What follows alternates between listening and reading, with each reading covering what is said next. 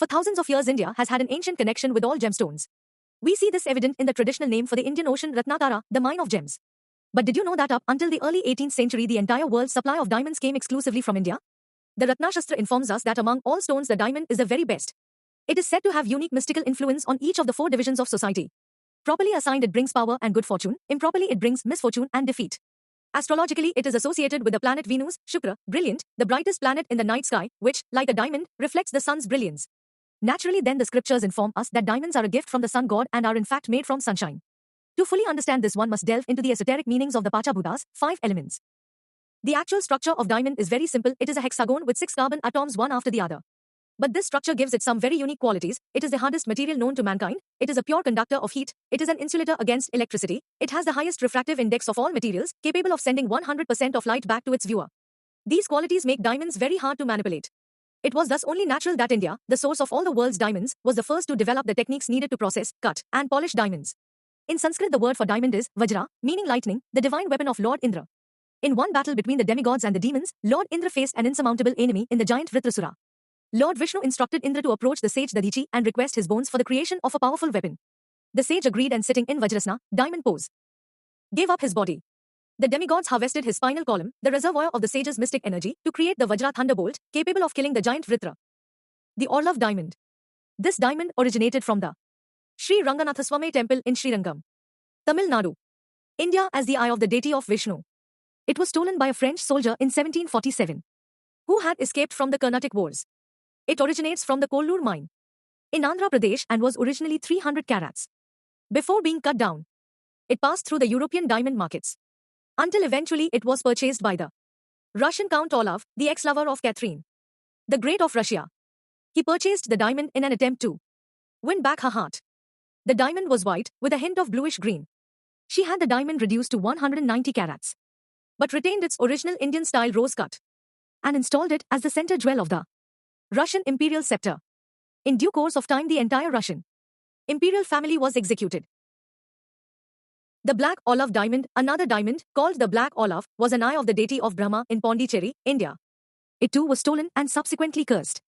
In 1932, the diamond dealer J.W. Paris, who owned the Black Olav, committed suicide by jumping off a New York skyscraper. Later, two Russian princesses owned it and both also jumped to their death in the 1940s. Finally, it was cut up into 3 pieces in an attempt to break its curse. It was originally 195 carats but currently stands at 67 carats. Nasak diamond from the Amragiri mine in Mehbubnagar, Telangana, India. It adorned the deity of the Trimbakeshwar Shiva temple in Nasik, Maharashtra, India. It was stolen by the British East India Company during the Third Anglo-Maratha War as a spoils of war.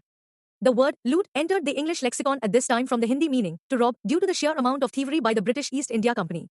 The diamond was recut several times, finally by Harry Winston to its current size and shape.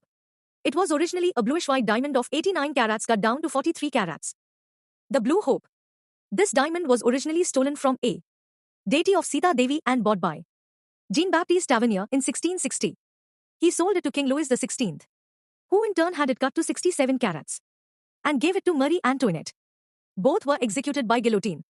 During the French Revolution, the diamond went missing and did not resurface until exactly 24 years. The statute of limitations on theft. Later, Henry Thomas Hope purchased the diamond and recut it. His family soon went bankrupt. Next, an American socialite widow named Mrs. Evelyn McLean purchased it, only to have her son killed, losing all her money, and eventually committing suicide. Today it sits at 45 carats in the Smithsonian Institute in Washington, D.C. New research by the Smithsonian Institute indicates it was originally cut to produce an image of the sun in the center, when it was set against a gold background. The Regent diamond discovered in 1698, this Bluetinge diamond came in at 140 carats. It was stolen by the gunner of Madras Thomas Pitt. It went on to adorn various French royal crowns and swords. It was set in the crown of Louis XVI in 1775 and he in turn gave it to Marie Antoinette. Both ended up decapitated during the French Revolution. Next, Napoleon Bonaparte made it part of his sword hilt. He was eventually defeated and died in exile on the island of Saint Helena. Today it sits in the Louvre in Paris, France. Kohinoor diamond. Discovered in the Krishna River and meaning the Mountain of Light, this was the largest diamond in the world at 787 carats. However, it has been recut numerous times, and today sits at 105.6 carats. It is known to be cursed as follows. He who owns this diamond will own the world, but will also know all its misfortunes. Only God, or a woman, can wear it with impunity. This diamond was originally stolen from the temple of the goddess of Warangal, in Andhra Pradesh. In 1849, Lord Dalhousie confiscated it from the Sikh Empire, and the British Prime Minister Benjamin Disraeli presented it to Queen Victoria. Within less than 100 years, the British Empire was completely destroyed. It currently sits in the crown of the Queen of England guarded in the Tower of London.